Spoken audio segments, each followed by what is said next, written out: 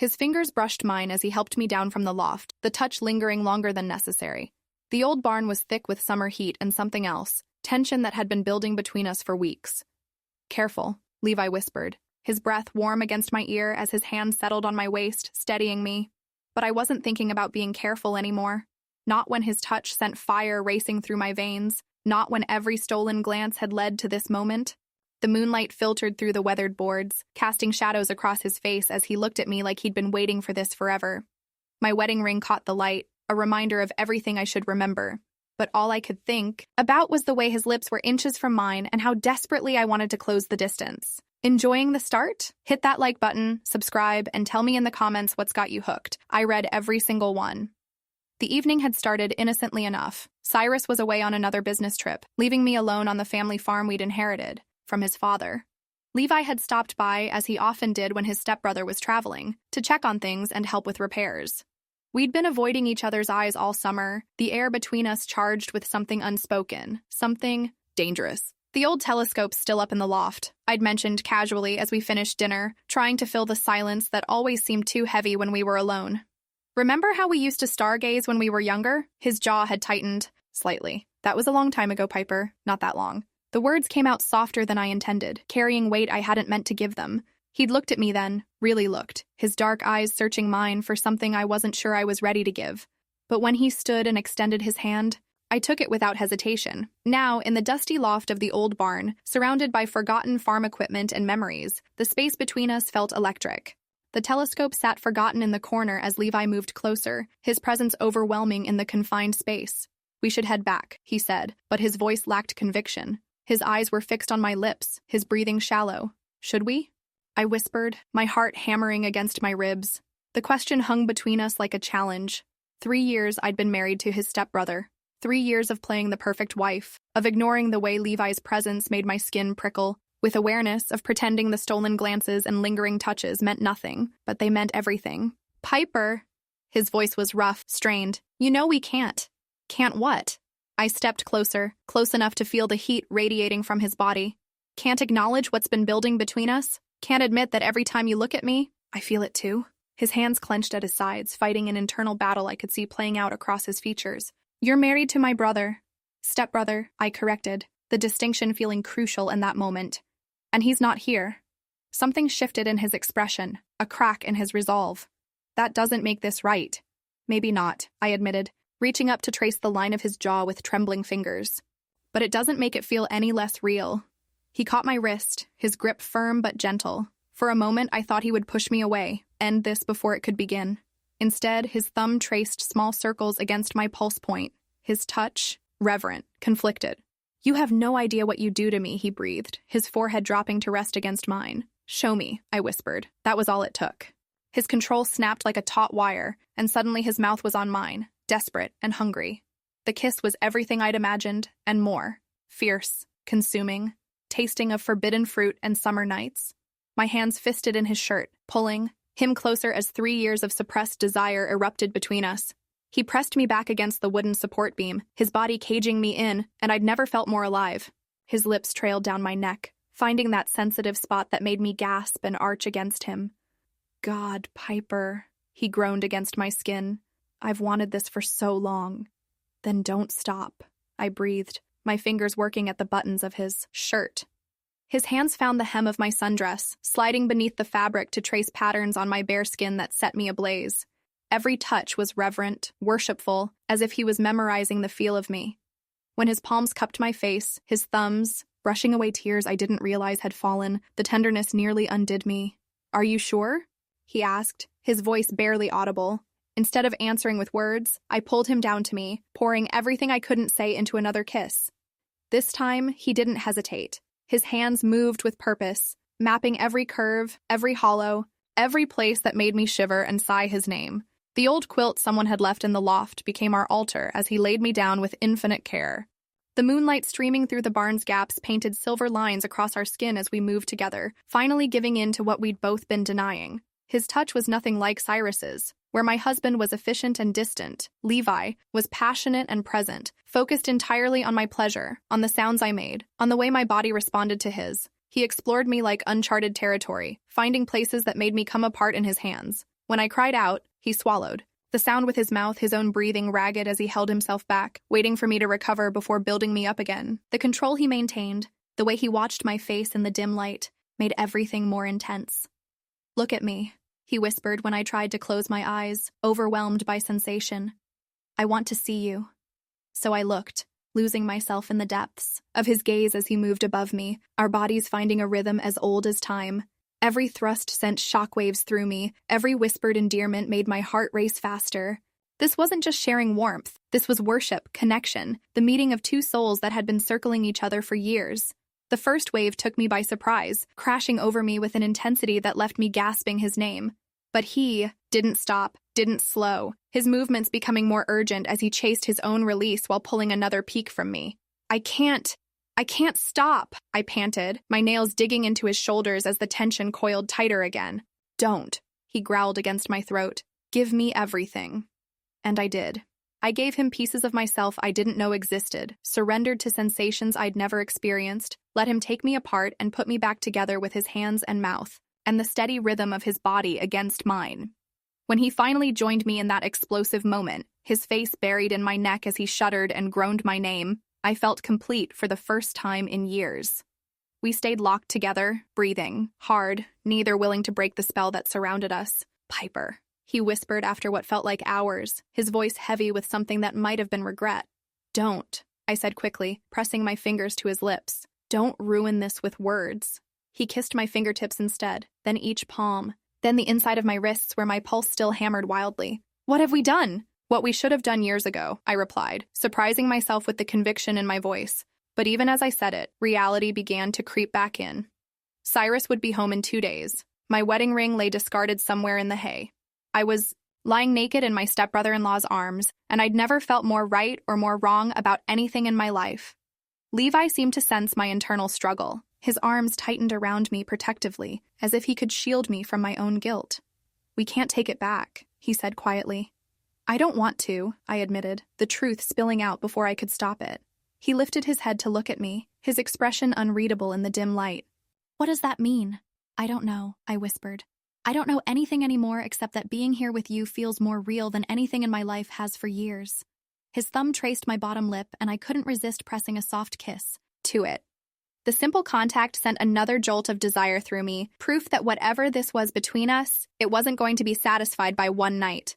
"He's my brother," Levi said, but the words lacked the conviction they'd held earlier. "Stepbrother," I corrected again. "And he married me for the farm, for appearances, for a dozen reasons that had nothing to do with love. You know that." The truth hung between us, bitter and liberating at the same time. Cyrus had never looked at me the way Levi was looking at me now, had never touched me like I was precious, had never made me feel like the most important thing in his world. "That doesn't make this less complicated," he murmured, but his hands were already moving again, tracing lazy patterns on my bare shoulder. "No," I agreed, arching into his touch, "but it makes it feel less wrong." He studied my face for a long moment, then leaned down to kiss me again, soft and sweet this time, like a promise. "What happens now?" "Now," I said, pulling him closer, "we have tonight, and maybe that's enough." But even as I said it, I knew it was a lie. One taste of this, of him, and I was already addicted. The way he looked at me like I hung the stars, the way his touch set my skin on fire, the way he whispered my name like a prayer. I would never have enough.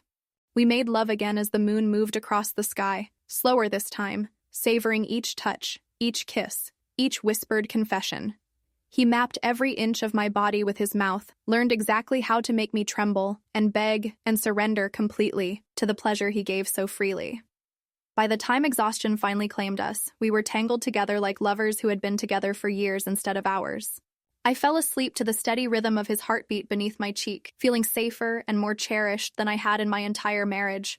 I woke to sunlight streaming through the barn's gaps and the sound of Levi moving quietly around the loft, gathering our scattered clothes.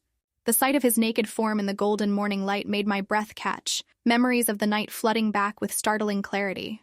"Morning," he said softly when he noticed I was awake, offering me my sundress with a gentleness that made my chest ache. "Morning." I sat up, suddenly self-conscious, the weight of what we'd done settling over me like a heavy blanket. He was dressed already, his hair mussed in a way that made me want to run my fingers through it again. But there was a distance in his eyes that hadn't been there the night before, and I felt something cold settle in my stomach. Regrets? I asked, trying to keep my voice light as I slipped the dress over my head. He was quiet for so long I thought he wouldn't answer. Then, just one, my heart clenched. Which is? That we can't do it again. The admission hit me like a physical blow, even though I'd been thinking the same thing. In the harsh light of day, with Cyrus's return looming, the impossibility of our situation was undeniable. We could, I said quietly, hating how desperate I sounded. Piper. My name was a warning, a plea. I know it's complicated. I know it's messy and wrong and a dozen other things. But last night, I stood, closing the distance between us. Last night was the first time I've felt alive in years. His jaw clenched, his hands fisting at his sides as he fought the urge to reach for me. You think it was just last night for me? You think I haven't been watching you, wanting you every single time I see you? That I don't lie awake thinking about what it would be like to hold you, to be with you? The raw honesty in his voice made my knees weak. Then why are you pulling away? Because one of us has to be smart about this, he said, his voice rough, with emotion. Because you're married and he's my brother, and if anyone finds out, they won't, I interrupted. Cyrus barely notices when I'm in the same room, let alone what I'm doing when he's gone. That's not the point. Then what is? He stared at me for a long moment, his expression torn between desire and duty. Finally, he reached out, cupping my face in his hands with infinite tenderness. The point is that you deserve better than stolen moments and secret meetings. You deserve someone who can love you openly, completely, without shame or hiding. What if I don't want better? I whispered. What if I just want you? Something cracked in his resolve. He pulled me against him, holding me tight as if he could merge us into one person. Don't say things like that. Why? Because they're true? Because they make it impossible to do the right thing. I pulled back to look at him, memorizing every line of his face. Maybe the right thing isn't always the smart thing. Before he could respond, the sound of a car door slamming made us both freeze. My blood turned to ice as I recognized the engine of Cyrus's truck. He's early, I breathed, panic flooding my system. Levi was already moving, checking to make sure we'd left no evidence of our night together. Go, he said urgently. I'll wait a few minutes, then leave through the back. I nodded, my mind racing, as I tried to compose myself. At the ladder, I paused, looking back at him one more time. Levi. Yeah? I don't regret it, any of it. His smile was sad and beautiful and heartbreaking. Neither do I. I climbed down from the loft on shaking legs, smoothing my dress and trying to look like I'd been doing anything other than falling apart in my stepbrother-in-law's arms. By the time Cyrus walked into the house, I was in the kitchen, making coffee with hands that barely trembled. You're back early, I said, proud of how normal my voice sounded. Finished up sooner than expected. He barely looked at me as he set down his suitcase.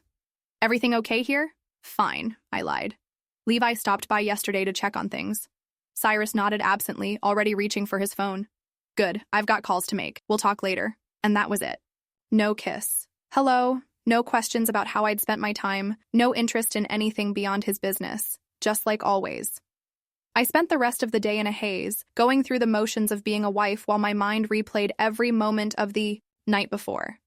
Every time I closed my eyes, I could feel Levi's hands on my skin, hear his voice whispering my name, taste the sweetness of his kisses. It was torture and bliss all at once. 3 days passed before I saw him again. He came for Sunday dinner, as was tradition, sitting across from me at the table like nothing had changed while everything had changed. But I caught him watching me when Cyrus wasn't looking, his gaze intense and hungry, and I knew he was remembering too. Pass the salt? He asked casually, his fingers brushing mine as I handed it over. That simple contact sent electricity shooting up my arm, and from the way his breath caught, I knew he felt it too. The rest of the meal was exquisite torture, every accidental touch, every shared glance building the tension between us until I thought I might combust from want. After dinner, while Cyrus disappeared into his office for more work calls, Levi helped me clear the dishes. We moved around each other in the small kitchen like dancers, careful not to touch, the air between us crackling with unspoken desire. This is killing me, he said quietly as he handed me a plate to rinse. Join the club, I muttered, my hands shaking as I placed it in the dishwasher. We can't keep doing this. Doing what? We haven't done anything. You know what I mean. I turned to face him, backing against the counter as he stepped closer. Do I? Piper. My name was a warning and a plea. Yes? If you keep looking at me like that, I'm going to do something we'll both regret. Like what? I challenged, my pulse racing. He was close enough now that I could smell his cologne, could see the flecks of gold in his dark eyes. Like this. His mouth crashed down on mine before I could respond, hot and desperate, and everything I'd been craving for 3 endless days. I melted into him, my hands fisting in his shirt as he pressed me back against the counter. God, I've missed you, he groaned against my lips. Then don't stop, I breathed. But the sound of footsteps in the hallway made us spring apart just as Cyrus appeared in the doorway. Hey, have you seen my... He stopped, his gaze flicking between us suspiciously. Everything okay? Fine, I said quickly, my face burning. Just discussing the repairs needed on the barn. Cyrus nodded slowly, his attention already wandering. Right. Well, I'm heading to bed. Don't stay up too late. He disappeared upstairs without another word, leaving Levi and me standing frozen on opposite sides of the kitchen. That was close, I whispered. Too close. Levi ran a hand through his hair, his expression tortured. I should go. Should you? You know I should. But he didn't move, and neither did I. We stood there, staring at each other across the small space, the weight of everything. Unsaid, pressing down on us. Meet me, I said suddenly. Piper. Tomorrow night, the old oak by the creek, just to talk. He closed his eyes, fighting an internal battle I could see written across his face. Talking isn't what got us into this mess. Maybe talking will get us out of it. When he opened his eyes, I saw my own desperation reflected there. One conversation. That's all? That's all, I agreed, knowing it was another lie. He left without another word, and I spent the rest of the night staring at the ceiling, wondering what the hell I was doing and knowing I was going to do it anyway. The next evening, I told Cyrus I was going for a walk to clear my head. Not entirely untrue, since my head was definitely not clear. He barely looked up from his laptop as I slipped out the back door. Levi was already waiting by the old oak, leaning against its massive trunk with his hands shoved deep in his pockets. The sight of him in the fading light made my heart race and my resolve crumble. I wasn't sure you'd come, he said as I approached. I wasn't sure either, I admitted. We stood there for a moment, the space between us charged with possibility and regret. The creek babbled softly in the background, the same sound that had lulled me to sleep as a child, but nothing about this moment felt innocent. So, he said finally, talk. I can't stop thinking about you, I blurted out, abandoning any pretense of casual conversation. I can't eat, can't sleep, can't focus on anything because all I can think about is that night and how it felt to be with you. His jaw clenched. Piper, I know it's wrong. I know it's impossible. I know all the reasons we can't be together. But knowing something and feeling it are two different things, and what I feel for you is stronger than anything I've ever experienced. You think this is easy for me? His voice was rough, strained. You think I don't want the same things? That I don't lie awake every night remembering what it felt like to hold you? Then why are we fighting it? Because fighting it is the only thing keeping me sane, he said, stepping closer despite his words. Because if I give in, if I let myself have you again, I don't think I'll be able to let you go. Maybe I don't want you to let me go. The words hung between us like a bridge neither of us was sure we should cross, but when he reached for me, pulling me against him with gentle desperation, I knew the decision had already been made. One more time, he whispered against my hair. Just once more, and then we'll find a way to move on. I nodded, even though we both knew it was another lie. One more time would never be enough. But it was what we could have, stolen moments under the summer stars, and for now, that would have to be everything. He kissed me then, soft and sweet, and full of promises we couldn't keep, and I kissed him back like he was air and I was drowning. Because in a way, I was drowning in feelings I couldn't control, in desire that consumed me, in love I couldn't name but couldn't deny. As he lowered me to the soft grass beside the creek, his hands reverent as they relearned my body, I realized that some lines once crossed change you forever. There was no going back to the woman I'd been before that night in the barn, no returning to a life where I didn't know what it felt like to be cherished completely. Whatever came next, guilt, consequences, heartbreak, would have to wait. For, now, there was only this. His whispered confessions against my skin, the way he said my name like a prayer, the feeling of being exactly where I belonged even though I knew I shouldn't be there at all. The stars wheeled overhead as we lost ourselves, in each other again, and I made a wish I knew could never come true. That this moment could last forever, that love could conquer logistics, that wanting something desperately enough could make it right. But as dawn approached and we reluctantly separated, reality crashed back in. I was still married, he was still my husband's stepbrother, and we were still caught in a web of desire and duty that had no clean resolution. What happens now? I asked, the same question from that first night. Now, he said, touching my face. With infinite tenderness, we pretend this never happened and hope we can live with that. And if we can't? His smile was heartbreaking. Then we'll cross that bridge when we come to it. But as I walked back to the house where my husband slept, oblivious to the storm raging in his wife's heart, I knew we were already standing on that bridge. The question was whether we would jump together or let the current tear us apart. Looking back now, I can see that night by the creek was the beginning of the end, or maybe it was the end of the beginning. Either way, it changed everything. Some secrets are too big to keep, and some hungers too strong to deny. I learned that summer that the heart wants what it wants, consequences be damned. So tell me, when faced with impossible love, do you choose duty or desire? Would you risk everything for one perfect moment or play it safe and live with regret? Drop your thoughts in the comments. I read every single one and want to know where you stand. Don't forget to hit like, subscribe, and turn on notifications. Because trust me, you won't want to miss what happens next. The heart's a dangerous thing when it knows what it wants.